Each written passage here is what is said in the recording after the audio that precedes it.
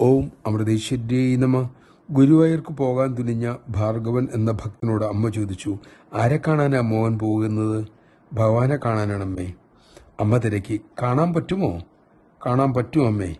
അങ്ങനെ അദ്ദേഹം ഗുരുവായൂരിലെത്തി. അവിടെ ചെന്നപ്പോഴാണ് മനസ്സിലാക്കിയത്, കണ്ണടെടുക്കാൻ മറന്നുപോയി. അസ്പഷ്ടമായി സ്പഷ്ടമായ ഗുരുവായൂരപ്പനെ തൊഴുതു. കണ്ണടെടുക്കാൻ മറപ്പിച്ചതിന് ഭഗവാനെ ശകാരിക്കുകയും ചെയ്തു. അങ്ങനെ ദർശനം കഴിഞ്ഞ് മടങ്ങി അടുത്ത കൃഷ്ണഭാവ സമയത്ത് എത്തിയ ഭക്തനോട് അമ്മ ചോദിച്ചു, നീ ഗുരുവായൂർ വെച്ച് എത്ര ഭള്ള പറഞ്ഞു തന്നെ? നമഃശിവായ.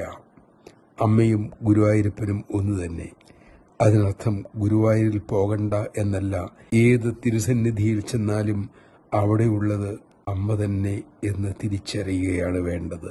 എല്ലാം ഒന്നെന്ന ആ അറിവാണ് നമുക്ക് ഉണ്ടാകേണ്ടതും. അതിനായി അമ്മ നമ്മിൽ കരുണ ചൊരിയട്ടെ.